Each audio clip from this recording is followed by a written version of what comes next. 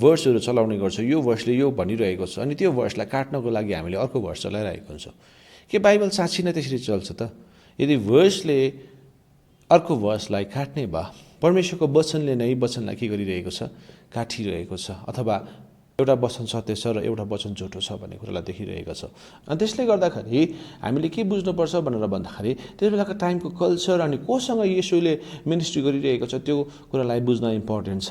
जसरी पावलले हेर्नुहुन्छ भने पावल चाहिँ अन्य जातिको लागि चुनिएको व्यक्ति थियो अनि उसले चाहिँ अन्य जातिसँग मिनिस्ट्री गर्ने मान्छे थियो अनि उसले बोलेको हरेक वचन चाहिँ अन्य जाति अथवा तपाईँ मुनि म जस्तो व्यक्तिको लागि थियो। अनि त्यसले गर्दाखेरि पावलले भनेको कुरा र अरू व्यक्तिले भनेको कुरा धेरैचोटि मिल्न गाह्रो पर्छ। किन भन्दाखेरि उनीहरूको अडियन्स डिफ्रेन्ट छ।